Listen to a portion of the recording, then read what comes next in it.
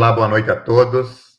É com muita alegria que nós adentramos a mais uma etapa desse curso que a Sociedade Espírita de Joinville está realizando, intitulado Conhecendo a Mediunidade, que são noções básicas sobre mediunidade. E nós temos, meu nome é Mauro Silveira, para quem não me conhece, nós somos trabalhadores da Sociedade Espírita de Joinville. Aqui ao meu lado nós temos a Flávia Ravache, outra trabalhadora também de longa data da Sociedade Espírita, participante de grupo mediúnico, e a oradora da noite, a Iana, que vai fazer uma exposição sobre mediunidade na infância. A Iana também é trabalhadora da Sociedade Espírita de Joinville e ela tem trabalhado muito num grupo de trabalho sobre mediunidade na infância, na Casa Espírita. E eu não posso deixar de lembrar do Eloy. O Eloy não aparece aqui na tela, é ele quem organiza por trás essa movimentação das telas. Nós queríamos agradecer a ele a sua participação, o seu trabalho. Como em toda reunião espírita, nós iniciamos com uma prece. Então, nós normalmente fechamos os olhos para nos abstrairmos de todas as imagens, sem palavras decoradas, falando do fundo do coração, conversando com Deus e com Jesus, pedir a eles que nos envie seus espíritos de luz, a clarearem os nossos entendimentos para absorvermos as lições da noite. E da mesma forma que esses bons espíritos iluminem a mente, o raciocínio, a lucidez da Iana, que falará hoje à noite, para que possamos auferir o máximo de conhecimento sobre o tema. Obrigado, Senhor, pela oportunidade que nos dás de estarmos aqui hoje, aprendendo um pouco mais das tuas leis. E, acima de tudo, o compromisso como espíritas que somos de nos melhorarmos dia a dia. Abençoa-nos em mais essa oportunidade, Senhor, a todos nós. Obrigado, Senhor. Então, nesta hora, eu vou passar a palavra para a Flávia, que vai discorrer sobre o tema da noite, sobre o que já foi falado sobre o tema em si. Flávia, por favor, as suas palavras são suas. Boa noite, pessoal. Boa noite, doutor Mauro, nosso amigo, nosso colega aí de apresentação do curso, né, do ciclo de palestras Conhecendo a Mediunidade. Boa noite, Ana, nossa irmã, trabalhadora, companheira, né, nossa convidada da noite. Boa noite a você que nos assiste. E hoje nós vamos dar continuidade, então, a esse ciclo de palestras. Hoje é o nosso 5º encontro. Já tivemos aí os temas, né, explanados, Deus e a evolução histórica da mediunidade. O 2º encontro, nós explicamos como acontece a comunicação entre os vivos e os mortos. No 3º encontro, nós conversamos sobre os médiuns especificamente, os tipos da mediunidade, né? E o 4º encontro, que foi o anterior a esse, sobre os perigos da mediunidade. Esse ciclo de palestras é uma iniciativa do Departamento de Estudo e Prática da Mediunidade da Sociedade Espírita de Joinville. E esses temas que nós apresentamos nos encontros, eles são temas, esclarecimentos básicos, né, para as pessoas que têm pouco conhecimento a respeito da mediunidade ou que ainda nada sabem, justamente com o intuito de apresentar, né, as diretrizes básicas aí da doutrina espírita em relação ao tema e também despertar aí o interesse para quem deseja estudar a doutrina mais profundamente. Então, esclarecendo aqueles que nos assistem, que a gente não tem a intenção, né, de esgotar todo o assunto em relação à mediunidade, e sim de dar algumas noções para que vocês conheçam e tenham interesse, então, em estudar a doutrina. E hoje a Iana vai trazer para nós, complementando aí esses temas, um assunto muito interessante que causa muita curiosidade, que as casas espíritas têm recebido com muita frequência, né, Iana? Que é a mediunidade na infância. E para que a gente comece, então, né, a esse assunto, como introdução, Iana, eu queria fazer uma pergunta já inicial para que você possa nos esclarecer.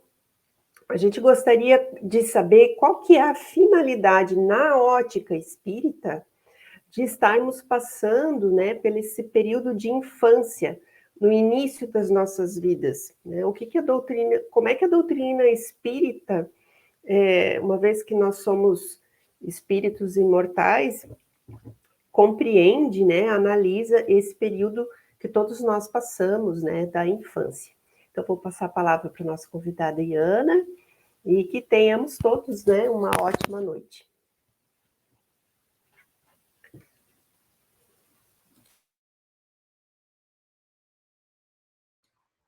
Está sem som, Iana.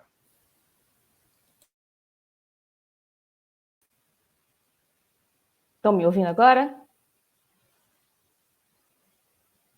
Estão ouvindo agora bem? Maravilha. Então, assim, boa noite, doutor Mauro, boa noite, Flávia, todos aqueles que estão nos acompanhando. Esse entendimento é muito importante para que a gente possa compreender as peculiaridades da mediunidade na infância e a importância da gente se aprofundar sobre esse tema. É importante a gente lembrar que nós somos espíritos imortais, né?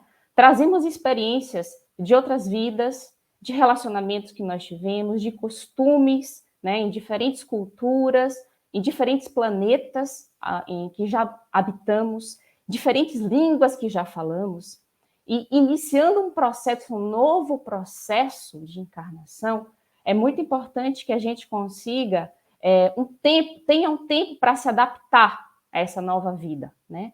A esse novo momento. Então, Deus nos faculta a inocência, né, como um processo para que a gente consiga, né, ter uma criação de vínculos afetivos que vão ser importantíssimos nesses primeiros anos, né, da nossa encarnação, para que a gente consiga se vincular aos nossos pais, aqueles que nos darão as primeiras palavras, né, nos processos de educação do espírito, né, e os primeiros cuidados. Então, existe uma preparação para essa nova oportunidade de aprendizado. E para que essa tarefa dos pais ela se dê de uma forma mais fácil, né, existe nesse período da infância uma maior receptividade aos ensinamentos de ordem moral. No Livro dos Espíritos, na questão 383, o Kardec vai nos dizer: o espírito, durante esse período, ele é mais acessível às impressões que recebe, capazes de lhe auxiliarem o adiantamento para o que devem contribuir os incumbidos de educá-lo.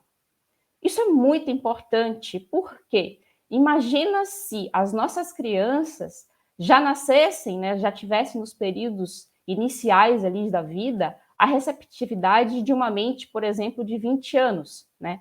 Quanto que os pais seriam ouvidos, quantos ensinamentos de fato, né, seriam levados em conta. E aí muitos pais, os pais muitas vezes se questionam: e o que aconteceu na adolescência? Quando passou ali da fase da criança, né, para a adolescência, o que aconteceu com o meu filho? Porque às vezes a gente nota algumas mudanças importantes na condução dessa criatura. Então, na adolescência, o que acontece é uma consolidação do caráter desse indivíduo, né? As tendências de comportamento, as companhias que esse indivíduo vai buscar, né? As inclinações, às vezes, a determinados vícios, elas ocorrem na adolescência, porque na adolescência é o período em que o espírito lembra-se de quem de fato ele é. Então, esse período da infância vai ser fundamental para que esse espírito seja apresentado, né, a uma nova forma de pensar, a uma nova forma de agir, através dos ensinamentos dos seus pais e responsáveis, da sua família, né, os adultos que o acompanham, e através dos exemplos deles também. No Livro dos Espíritos, questão 385, olha o que o Kardec nos traz. Pergunta: que é o que motiva a mudança que se opera no caráter do indivíduo em certa idade, especialmente ao sair da adolescência? É que o espírito se modifica? Resposta: é que o espírito retoma a natureza que lhe é própria e se mostra qual era. Não conheceis o que a inocência das crianças oculta. Não sabeis o que elas são, nem o que foram, nem o que serão. Os espíritos só entram na vida corporal para se aperfeiçoarem, para se melhorarem. A delicadeza da fase infantil os torna brandos, acessíveis aos conselhos da experiência e dos que devam fazê-los progredir. Nessa fase é que se lhes pode reformar os caracteres e reprimir os maus pendores. Tal dever que Deus impôs aos pais, missão sagrada de que terão de dar contas. Além dessa receptividade que nós falamos, então, aos ensinamentos de ordem moral, existe também uma receptividade em relação às impressões do mundo espiritual. A criança, ela é muito mais receptiva ao que está acontecendo ao seu entorno.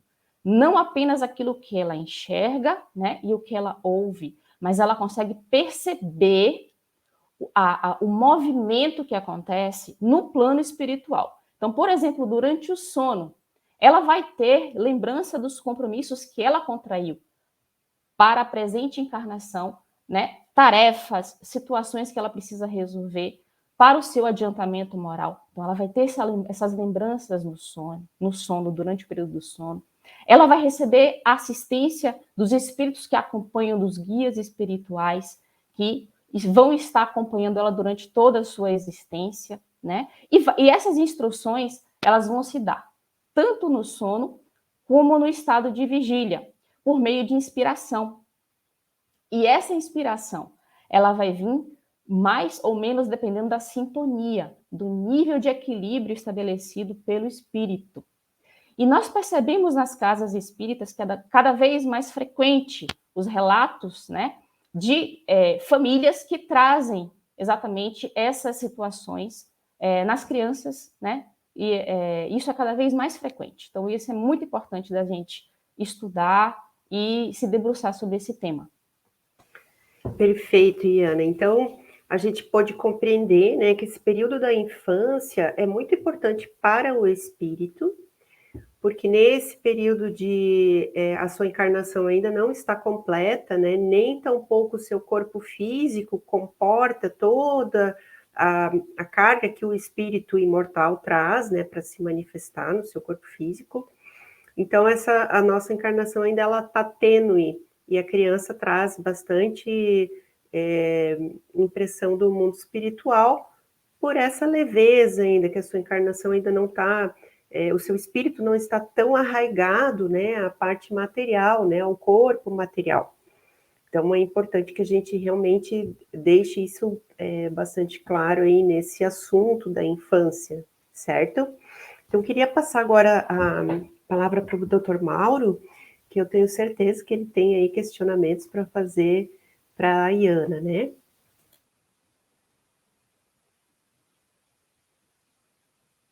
Hoje é o dia do microfone. Como iniciantes de apresentadores, a gente sempre comete essas deslizes. Mas, Diana, a tua apresentação foi muito boa porque ela mostrou como o espírito se prepara durante a infância para assumir a vida adulta. E realmente existe uma grande quantidade de pessoas que vêm falar sobre a mediunidade na infância. E aí a gente se pergunta, quais são as características da mediunidade no período da infância? Como é que ela se apresenta para a família que fica, às vezes, muito surpresa, né, e assustada até com o fenômeno mediúnico na criança? A mediunidade na infância, ela vai ter uma característica de uma espontaneidade, né? Esse processo encarnatório, ele vai se prolongar até mais ou menos os 7 anos. Então, o espírito, neste período dos primeiros 7 anos, ele vai ter uma vinculação muito estreita com o mundo espiritual. Vai estar recebendo, vai estar percebendo a presença dos espíritos de uma forma muito mais intensa do que no período da fase adulta, né? E nós já vimos por quê no questionamento anterior. Então, a criança vai começar a perceber isso de uma forma muito natural. Ela vai começar a falar que existem pessoas, né, no ambiente, que ela percebe, os pais não percebem, né? Às vezes ela pode até falar ou esboçar a presença de algum familiar já desencarnado, que muitas vezes ela nem conheceu, né? E que a família vai, pelas características, pode inclusive às vezes identificar, né, esse familiar. Ela vai identificar, ela vai perceber, né, os guias espirituais que a acompanham também, né? Então, isso é uma coisa muito espontânea que vai acontecer com as crianças. A gente vai identificar lá na Revista Espírita, de 1866. Tem um parágrafo muito interessante que ilustra isso, né? Ao sair da vida espiritual, os guias da criança vêm conduzi-la ao porto de embarque para o mundo terrestre. Como vem buscá-la em seu retorno? Mostram-se a elas nos primeiros tempos, a fim de que a transição não seja muito brusca. Depois se apagam pouco a pouco, à medida que a criança cresce e pode agir em virtude de seu livre-arbítrio. Então a deixam às suas próprias forças, desaparecendo aos seus olhos, mas sem a perder de vista. Isso vai acontecer com a maioria das crianças, né? Então, por um período, essa captação, essa percepção do mundo espiritual vai ser muito intensa, mais ou menos até os 7 anos, e para a maioria das crianças isso vai diminuindo, essa captação, essa percepção vai diminuir aos poucos. Porém, para algumas crianças, aquelas que antes de virem a essa nova vida, no seu processo de planejamento encarnatório, alguns espíritos vão ter, na mediunidade, um compromisso definido, né, na vida adulta. E a gente vai dar o exemplo, né, do Divaldo Franco, que certamente é um dos médiuns mais conhecidos por todos nós, né? Ele nasceu em 1931 e foi aos 4 anos que ele teve a sua primeira experiência mediúnica, né? Pelo menos de lembrança, né? Então ele conta que ele estava na sala de sua casa, brincando. A mãe dele estava fazendo a comida, estava no aposento da cozinha, no aposento subsequente, e entrou simplesmente do nada, né? Uma senhora, né, no recinto que ele estava, e pediu para chamar a mãe dele, Divaldo, que é como eles chamam, né, em família, chame sua mãe. Aí ele foi lá na cozinha chamar a mãe. Quando ele disse, olha, mãe, tem uma senhora ali na sala perguntando sobre a senhora, está pedindo para a senhora vir lá. Aí a mãe deu lá um puxão de orelha dele, disse para não brincar dessas coisas, voltou. Aí a senhora insistiu, né, Divaldo, chame a sua mãe, eu sou Maria Senhorinha, sua avó. Aí ele foi lá e falou para a mãe dele, mãe, tem uma senhora lá chamada Maria Senhorinha que está lhe chamando. E a mãe tomou um susto, porque ela nunca tinha falado o nome da mãe dela para o Divaldo. Divaldo não chegou a conhecer a sua avó. Essa senhora faleceu de infecção puerperal no momento do nascimento da mãe dele. Então ele não tinha nem como saber da existência né, do nome dela e das características. E daí ela levou o Divaldo na casa de uma tia, né, da irmã dela, que pelas características que o Divaldo mencionou, não tinha dúvidas de que era, de fato, a avó do Divaldo. Meses depois desse evento, o Divaldo começou a perceber a presença de um índio chamado Jaguaraçu. E é interessante no livro Vivências do Amor em Família que ele narra, né, essa vivência que ele teve com esse espírito durante muitos anos. E ele fala lá, Jaguaraçu e eu subíamos em árvores, pegávamos frutas e fazíamos presépios de Natal. À medida que eu crescia, ele também crescia. Eu tive muitos momentos de alegria e diversão ao lado desse espírito e de outros amigos desencarnados. Alguns anos se passaram. Certo dia, depois de fundar a Mansão do Caminho, encontramos na lata do lixo uma criança abandonada e repleta de formigas que lhe causavam feridas dolorosas. Era ele, meu amigo invisível da infância.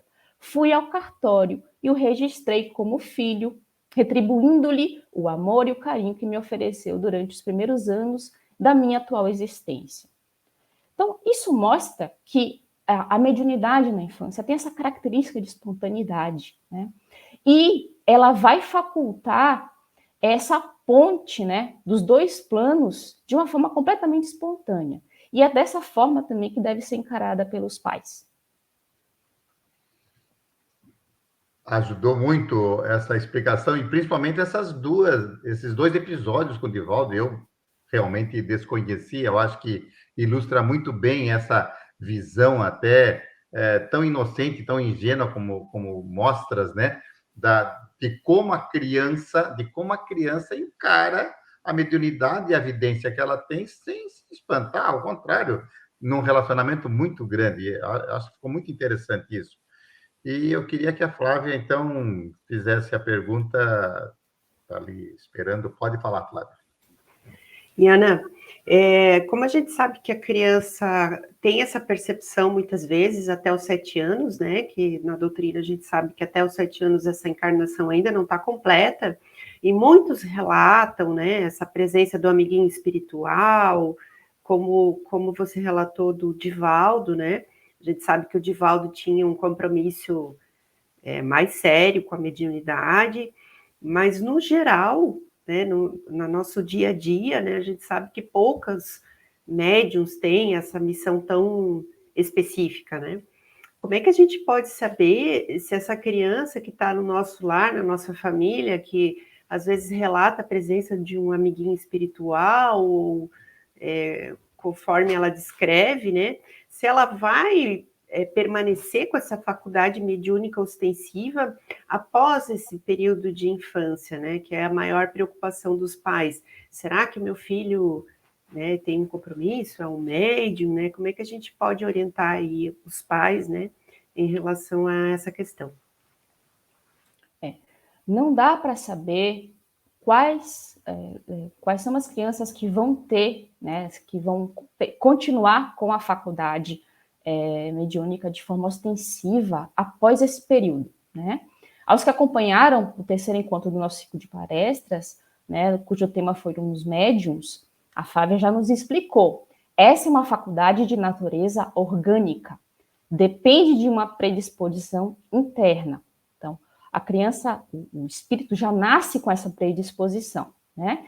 E a faculdade, ela vai se desenvolver naturalmente no período oportuno. Então, se a criança tem se ela vai desenvolver essa atividade depois, futuramente, isso vai ser de algo que vai acontecer de forma natural, né?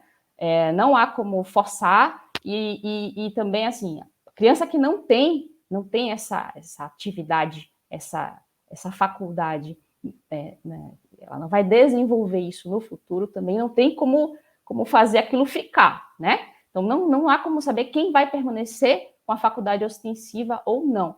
A gente vai encontrar no item 200 do Livro dos Médiuns exatamente isso. Infelizmente, até hoje, por nenhum diagnóstico se pode inferir, ainda que aproximadamente, que alguém possua essa faculdade. Os sinais físicos em os quais algumas pessoas julgam ver indícios nada têm de infalíveis. Ela se manifesta nas crianças e nos velhos, em homens e mulheres, quaisquer que sejam o temperamento, o estado de saúde ou o grau de desenvolvimento intelectual e moral. Mas a gente poderia se questionar, onde estaria essa predisposição orgânica, né? Então, só a título de curiosidade, nós vamos encontrar no centro do nosso cérebro uma pequena glândula de 8 milímetros de comprimento, pesando 0,1 gramas no indivíduo adulto. Por muito tempo pensou-se que era um órgão desprovido de função. Até que em 1958, um médico e pesquisador, identificou que essa glândula produzia uma substância chamada melatonina, que alguns já podem ter ouvido falar. Essa melatonina teria basicamente duas funções. Ela modularia nosso ciclo de sono e vigília, né? O ciclo, né, acordar e dormir, ela modula esse ciclo ao longo dos dias, e ela também seria responsável por impedir o amadurecimento, né, da sexual na infância, para que isso só ocorra no período da puberdade. E interessante, no livro Missionários da Luz, escrito em 1945, ou seja, 13 anos antes da descoberta da melatonina, o André Luiz ele vai participar de uma reunião mediúnica, ele vai ter sua visão ampliada para poder visualizar, para poder estudar o que está se passando no corpo dos encarnados, dos espíritos encarnados que estavam compondo os trabalhos daquele momento. E ele vai nos falar o seguinte, falando sobre a glândula pineal, né? É a glândula da vida mental. Ela acorda no organismo do homem, na puberdade, as forças criadoras e, em seguida, continua a funcionar como o mais avançado laboratório de elementos psíquicos da criatura terrestre. No exercício mediúnico, de qualquer modalidade, a epífise desempenha o papel mais importante. Através de suas forças equilibradas, a mente humana intensifica o poder de emissão e recepção de raios peculiares à nossa esfera. Então, ela seria como um veículo, né? um gerador de uma transdução. Né? Ela faria essa vinculação, essa ponte entre o mundo espiritual e o mundo carnal. Isso seria uma forma da gente começar a entender um pouco do que está de fato acontecendo no nosso corpo. Certamente, né, no futuro, a ciência vai nos dar muito mais explicações, entendimento sobre o que acontece nessa glândula, que ainda, com certeza, teríamos muito que estudar sobre ela, né? Mas, existiria uma idade adequada para iniciar a prática da mediunidade ostensiva? Então, para aqueles que terão, de fato, a mediunidade como uma tarefa, existiria uma idade para iniciar esse processo? Não existe uma idade precisa, né? O que deve existir, na verdade, são condições para que o seu desenvolvimento seja de uma forma mais sadia possível, né? E para isso precisam estar presentes, né, algumas características, né, algumas coisas precisam estar postas para que essa pessoa, para que esse jovem possa, de fato, iniciar um trabalho sério nesta área. Então, a primeira delas, um esforço próprio para manter-se em equilíbrio. Isso vai se dar através da sua atitude mental, né, uma atitude mental saudável, cuidados nos ambientes em que frequenta, já que nós sabemos que nós vamos perceber influências em qualquer lugar que a gente esteja, né? Cuidados com as companhias que escolhe, o combate incessante aos nossos vícios, né? Manter o hábito da oração, vai fazer com que ele se vincule, né, aos seus guias espirituais, aqueles que irão lhe orientar durante o seu processo de encarnação. Isso vai ajudar muito a resistir ao assédio de espíritos mal intencionados, né? Precisa haver a responsabilidade com relação à sua faculdade. Então, no momento em que vai iniciar as reuniões mediúnicas, por exemplo, ter assiduidade nas reuniões, desenvolver esse trabalho com seriedade, né? Estudar o mecanismo, porque isso vai favorecer muito ao controle, a ter o controle da faculdade, né? E ter a consciência dos objetivos, né? De que a mediunidade existe para que a gente possa ter um conhecimento da imortalidade do espírito. E tendo esse conhecimento, a gente consegue perceber quais são as consequências morais resultantes da nossa conduta durante a vida, né? A gente vai perceber do lado de lá aquilo que acontece a partir do momento que nós tomamos tais e tais ações ainda no plano, né, carnal.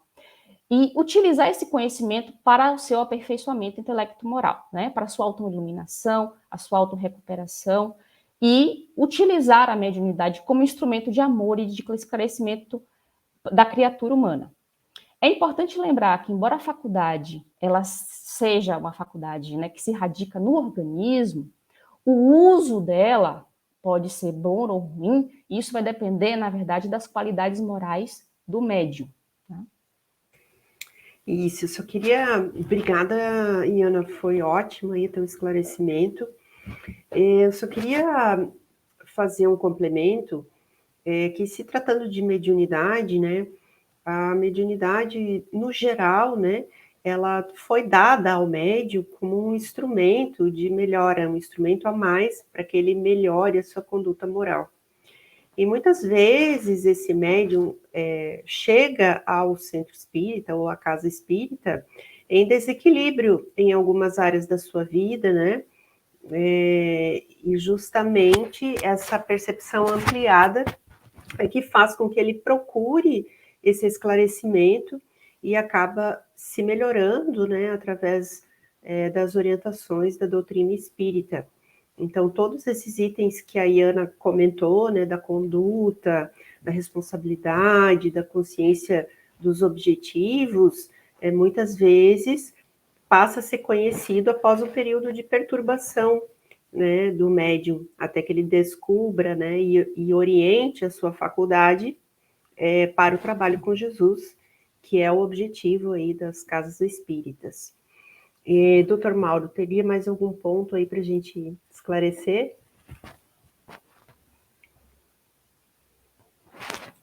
Com certeza, Iana, a tua exposição está sendo muito fluida e você mostrou muito bem que a criança tem essa facilidade de se relacionar com os espíritos de uma mediunidade que aflora com muita facilidade. E as mães realmente procuram a gente perguntando assim, o que eu vou fazer? Será que não seria importante desenvolver, já que ela tem mediunidade? E algumas ficam ao contrário, assustadas com o desenvolver. E aí a pergunta que fica e que tem que ser esclarecido, né? Que ficaria para ti: haveria algum inconveniente de uma criança ser estimulada a desenvolver a mediunidade? Sim, doutor Mauro. E a gente podia fazer uma analogia, né, para entender melhor essa questão. Hoje em dia, as crianças cada vez mais têm acesso, né, a tablets, smartphones, a internet está aí. Essas crianças já nasceram na era da internet, não? Fica até difícil de deixá-las longe disso. Então, se a gente pensar, por exemplo, uma criança de 8 anos que está com um aparelho desses em mãos, com acesso à internet, dependendo do que ela vai acessar, dependendo de que tipo de conteúdo ela vai acessar, isso vai fazer com que ela possa, muitas vezes, ter determinados abalos, né, psíquicos, dependendo do conteúdo. Ela pode acessar um desenho animado, mas ela pode também acessar um filme de terror. E isso vai gerar um abalo emocional nessa criança, né? Porque o desenvolvimento da mediunidade, como a mediunidade ela se mostra como uma ponte direta do plano espiritual com o plano material, as influências que estão no ambiente, as influências que essa criança vai receber, né, e não estando preparada, né, ainda estando em desenvolvimento das suas faculdades mentais e físicas, então isso pode trazer abalos emocionais muito intensos para a estrutura, né, para a organização nervosa dessas crianças. Inclusive a possibilidade de evocação, de brincar, vou chamar espíritos. Então, uma criança, ela não tem ainda a capacidade, a responsabilidade, o entendimento, né, para levar essa faculdade da maneira séria, com a seriedade que ela merece, né? Então, a gente vai encontrar também no livro dos médiuns justamente essa pergunta: haverá inconveniente em desenvolver essa mediunidade nas crianças? E a resposta: certamente, e sustento mesmo que é muito perigoso, pois que esses organismos débeis e delicados sofriam dessa forma grandes abalos e as respectivas imaginações excessivas sobre excitação. Assim, os pais prudentes devem afastá-las dessas ideias, ou quando nada, não lhes falar do assunto, senão do ponto de vista das consequências morais. Então, situações da infância que dificultam o exercício da mediunidade, né, de forma equilibrada. Nós já vimos algumas delas na exposição da dona Carmen Lúcia sobre os perigos da mediunidade. Então, a falta de conhecimento acerca da faculdade, né? A criança não estudou sobre isso, ela não tem condições ainda intelectuais, inclusive, de ter a percepção, né, da seriedade desta faculdade, né? A falta de controle completo das suas próprias faculdades mentais e físicas, elas eram sem desenvolvimento. Então, isso vai prejudicar, né, esse momento de controle, isso vai vir posteriormente, né? A necessidade do combate cessante às imperfeições morais, né, e a dificuldade de resistir ao assédio de espíritos mal intencionados. Isso vai abrir campo a processos obsessivos que são extremamente nocivos, né? A gente já viu com relação às causas da obsessão, já vimos também na explanação da dona Carmen Lúcia. A criança também pode sofrer com relação à obsessão. As causas na infância vão ter as mesmas, seriam as mesmas que no indivíduo adulto. Então, espíritos, né, que tiveram, né, junto a esse espírito que agora é criança, mas que em vidas anteriores tiveram situações infelizes, né, em que a vingança, o sentimento de vingança e de ódio surgiram, né, o desejo de fazer o mal, a própria inveja do bem, isso tudo vai prejudicar, né, esses espíritos, né, e a forma de apresentação na infância, ela vai ter algumas peculiaridades, que é importante a gente estar atento. No livro Sexo e Obsessão, né, pelo espírito Manuel Filomeno de Miranda, psicografia de Divaldo Franco, nós vamos encontrar no capítulo 4. A obsessão na infância, muitas vezes, é continuidade da ocorrência procedente da erraticidade. Sem impedir o processo da reencarnação, essa influência perniciosa acompanha o período infantil de desenvolvimento, gerando graves dificuldades no relacionamento entre filhos e pais, alunos e professores, e na vida social saudável entre coleguinhas. Irritação, agressividade, indiferença emocional, perversidade, distúrbios psicológicos, obtusão de raciocínio, enfermidades físicas, fazem parte das síndromes perturbadoras da infância, que têm suas nascentes na interferência de espíritos perversos uns, traiçoeiros outros, e vingativos todos eles.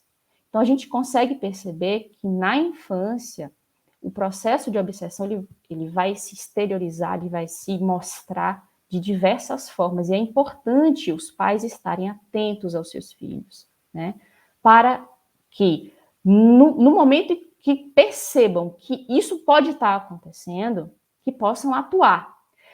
Né? Dessa forma, a Casa Espírita tem muito a oferecer, né? Nós vamos ter grupo de estudos para os pais, nós vamos ter as aulas de evangelização para as crianças, implantação do evangelho no lar e auxílio na sua manutenção.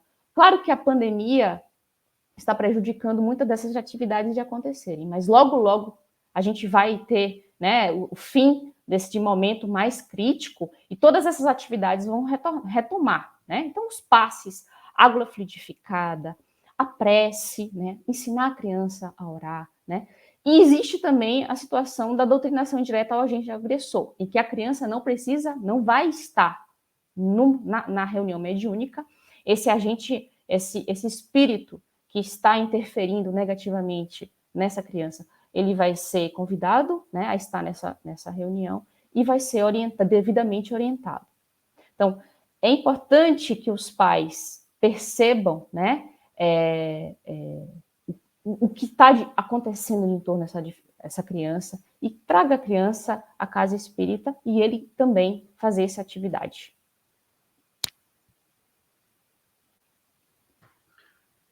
Realmente, eu acho que esse tema é extremamente importante. Você trouxe muito bem essa preocupação que a doutrina espírita tem em relação ao desenvolvimento excessivo da mediunidade, forçada, estimulada, quando numa fase em que, como você falou, a criança tem muito pouco discernimento em relação a quem está se manifestando, a quem está se comunicando.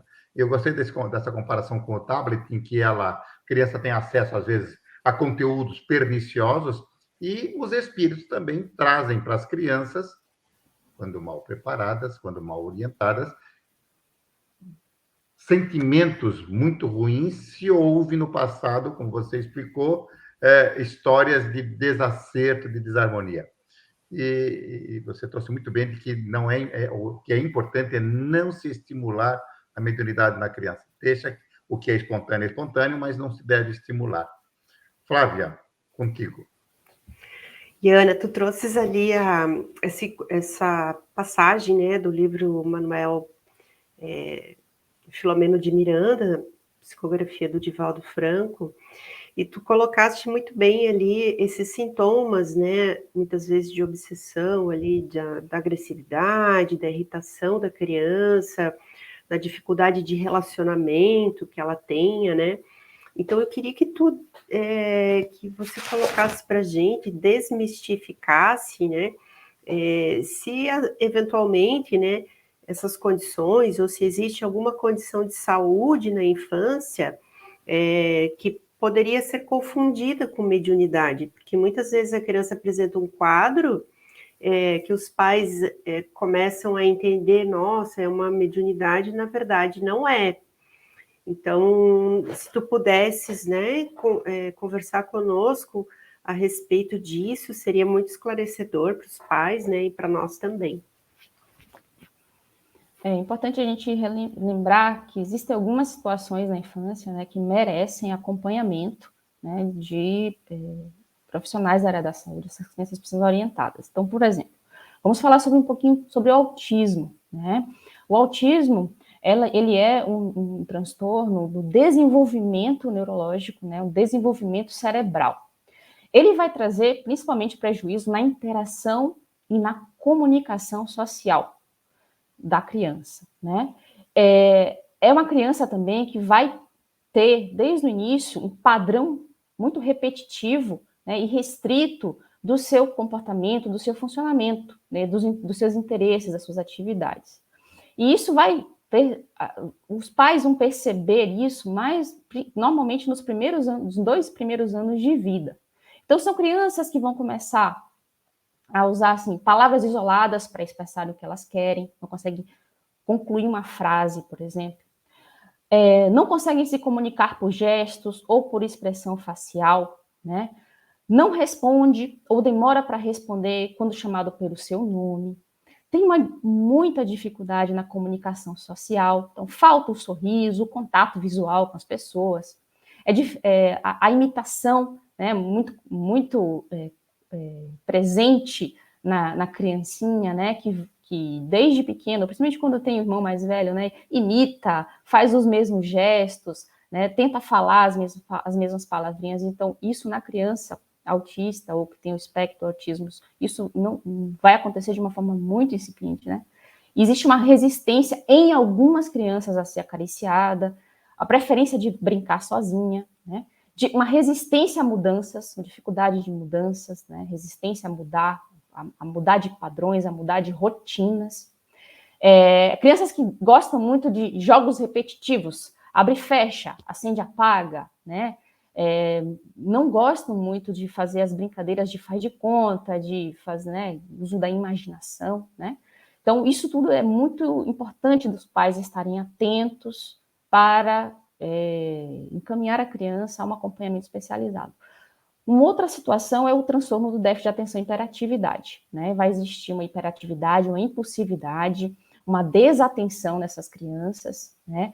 Essa hiperatividade, impulsividade, normalmente começa aos 4 anos, aumenta, né, a intensidade nos próximos 4 até os 8 anos.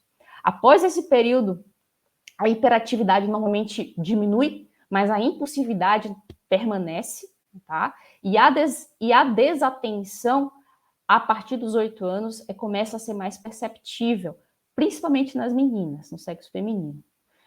Existe também a situação da esquizofrenia, né, que é um transtorno raro na infância, tá? Normalmente acomete 4 a cada 10 mil crianças, que vão apresentar alucinações e delírios, vão apresentar visões, mas existe concomitante a isso um atraso importante no desenvolvimento da linguagem, no desenvolvimento motor, né, e nas suas habilidades também sociais. Apresenta um comportamento desorganizado, uma dificuldade de expressar emoções e sentimentos, uma pobreza na fala, uma fala vazia em conteúdo, né, uma falta de vontade, uma incapacidade de iniciar e persistir na busca de um objetivo.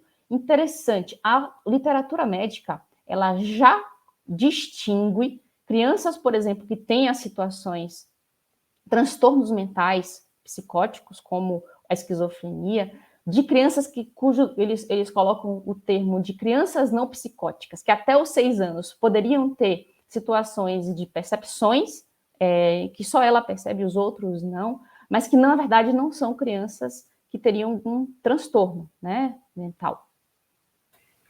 Então, é importante, né, que com a tua fala, que os pais, né, que porventura observarem esses sintomas nos seus filhos, nos seus sobrinhos, as crianças da família, que também procurem, né, um profissional da área da saúde, um pediatra, um psicólogo, né, para que isso seja avaliado e que não se coloque tudo, né, na conta da meu filho tem mediunidade. Então, é importante que a gente esclareça que existem realmente problemas de ordem da saúde, né, e que os profissionais adequados devem ser procurados também, né? Então, a gente vai continuando aí a nossa conversa. Vou passar para o Dr. Mauro para mais uma pergunta. Iana, você trouxe essas múltiplas facetas de aspectos psicológicos e psiquiátricos que podem acontecer na criança, mas também que existem a mediunidade e que deve ser distinguida. A parte psicológica e psiquiátrica tem que ter um atendimento especializado para isso. A parte da mediunidade também precisa de atenção. Aí eu pergunto assim, como é que as mães devem agir, como é que os pais devem agir a fim de auxiliar as crianças, os seus filhos, que estejam apresentando assim indícios de mediunidade e que estejam fora desses espectros dessas doenças psicológicas e psiquiátricas? Para os pais, né? Primeira ponto, nós não podemos esquecer que a nossa tarefa é a de educação moral. Nós precisamos passar para os nossos jovens valor de dignidade, valor de honestidade, combate aos maus pendores, desde muito cedo. A gente consegue perceber já nas nossas crianças algumas práticas que a gente considera que não são práticas adequadas. Então, nós precisamos ajudar essas crianças desde cedo a fomentar esses bons valores. Isso é tarefa dos pais. Por quê? Com que intuito nós fazemos isso? Aproximar essa alma de Deus através do amor. Esse é um dos principais papéis que os pais precisam, de uma forma responsável, de uma forma amorosa, abraçar. Porque se eles não fizerem isso, quem fará? Né? Então, independente da qualidade dos espíritos que a gente recebe como filhos, das suas virtudes, das deficiências morais que eles já apresentam, essa sempre será a missão de todo pai e de toda mãe. E vamos aproveitar o período da primeira infância, que vai desde a gestação. A argila vai estar mole por alguns anos. É nesse período que nós temos para instruir e para exemplificar, né, aquilo que a gente já aprendeu com a doutrina espírita, com Jesus e com seus ensinamentos. Com relação à mediunidade especificamente, a gente já viu, não devemos nem estimular a criança e nem reprimir, pois essa faculdade é uma faculdade espontânea. O que os pais precisam fazer além disso? Esforçar-se para manter um ambiente familiar saudável, em que haja respeito, em que haja diálogo, né? A realização do evangelho no lar vai ajudar e muito a harmonia do ambiente. Ensinar essa criança a orar, apresentá-la desde cedo a Jesus e aos seus ensinamentos, já que esse certamente será uma das heranças, uma das maiores heranças, uma das principais heranças que os pais podem deixar para os seus filhos, né? E realmente isso a gente sente que está faltando muito nas casas, frente a esse estimular valores morais, quando as crianças hoje estão muito no lado objetivo, cada vez mais focadas em tudo que é exterior, em tudo que é aparente, e muito pouco no que é imanente, muito pouco do que aquele que é intrínseco, do que é da própria pessoa, como tu falasse, estimular os valores morais, isso é uma das coisas que mais falta hoje em dia, que as crianças sejam ensinadas desde cedo hierarquia, obediência, entendimento, respeito. E é uma frase que a gente ouve muito, né? O amor é consequência do respeito. Você só ama as pessoas a quem você respeita. E essas orientações para as crianças têm faltado muito. Eu acho que você trouxe esse tema muito bem, numa hora muito certa. Flávia, adiante. E Ana, então a gente já está quase no nosso final, mas eu gostaria de que você falasse para os pais e para as famílias, né? Como as casas espíritas podem auxiliar as famílias que têm, né, uma criança que apresenta esses sintomas de mediunidade? As casas espíritas, elas vão ter um leque muito interessante, né, de ambiente para o estudo, né, da mediunidade e o estudo da mediunidade na infância, inclusive. Então, estamos sempre fazendo palestras públicas sobre o tema, né, durante os atendimentos fraternos, fazemos eventos específicos sobre o tema, que nós divulgamos com antecipação. Durante esse nosso curso Conhecendo da Mediunidade, esse é um tema que vai estar sempre presente, né?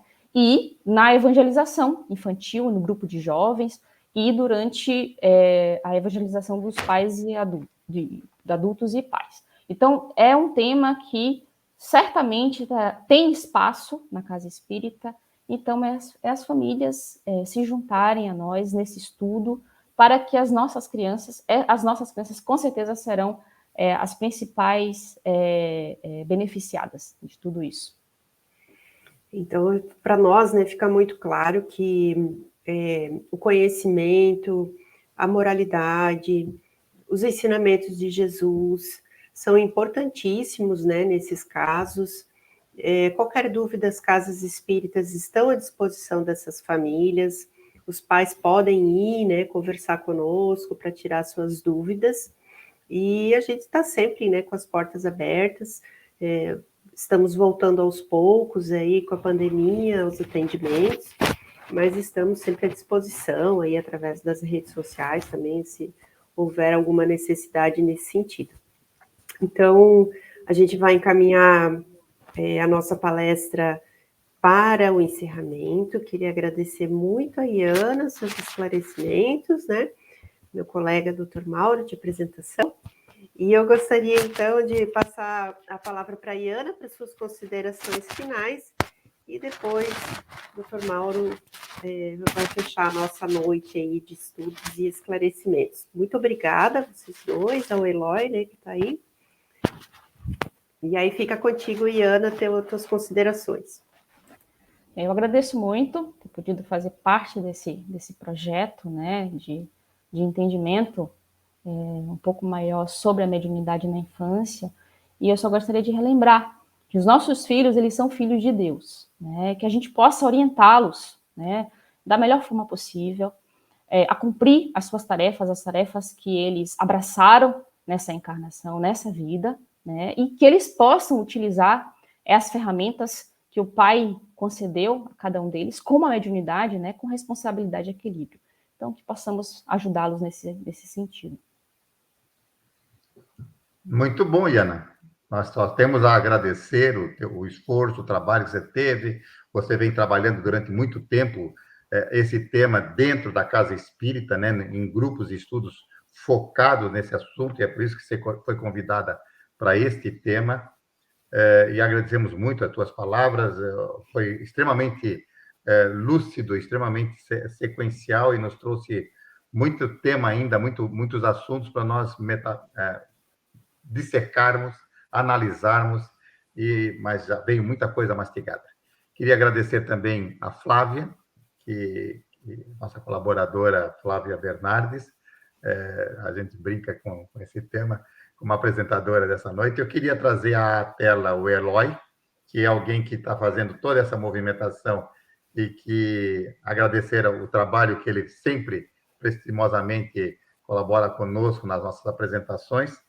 E vamos, como sempre fazemos também, já que começamos com uma prece de abertura, vamos fazer a prece de encerramento, agradecendo a Iana em especial pela noite, de toda a sua colaboração, de toda a sua luz que trouxe para nós, agradecendo a Jesus e a Deus a oportunidade que tivemos de estarmos aqui hoje, aprendendo muito, e que isso, dentro de nós, crie raízes, nos torne melhores, que possamos orientar melhor as nossas crianças que convivem, que temos as responsabilidades ao sermos pais de orientarmos, educarmos os nossos filhos com muito carinho, com muita firmeza, com muita educação, com muito amor e, acima de tudo, com muita lucidez, e que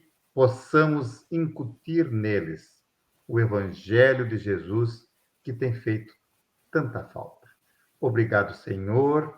Abençoe as nossas crianças, abençoe os nossos lares e que possamos estar em nossas casas, sempre protegidos com os nossos bons amigos. Muito obrigado, Senhor. Que Deus nos abençoe.